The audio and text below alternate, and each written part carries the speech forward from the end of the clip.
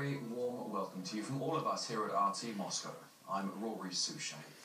Scenes of violence return to the streets of Athens, where police have resorted to tear gas to disperse anti-austerity protesters.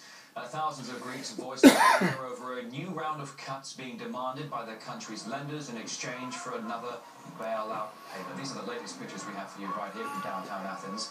This all coincides with a general strike that has seen tens of thousands of people walking off the job for the second time this month.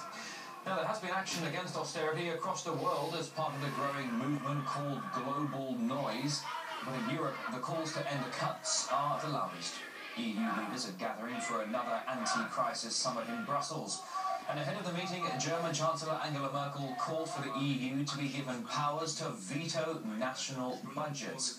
The researcher Jerome Roos says no summit will help solve the crisis until it tackles the root of the problem. One thing that we've learned over the past couple of years is that when European leaders say something about this crisis, they usually mean the exact opposite.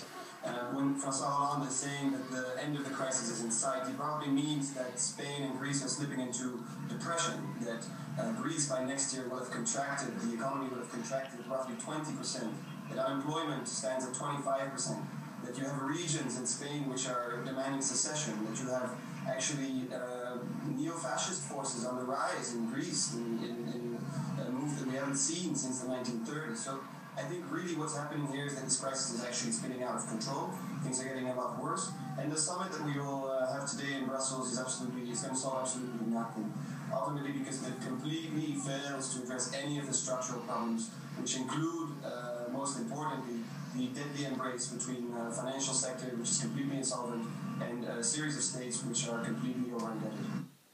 And protests continue across the Atlantic as well.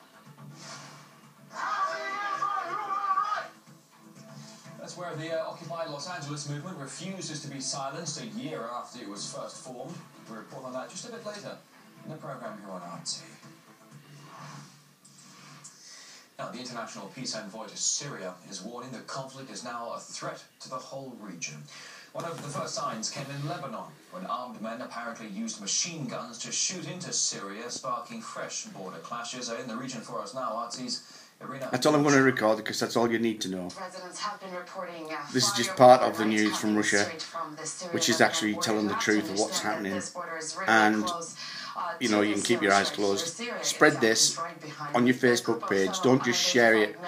Put it on your page as well, because that will then your friends will get to see it, and their friends can then see it. If you just share, it just shares amongst us.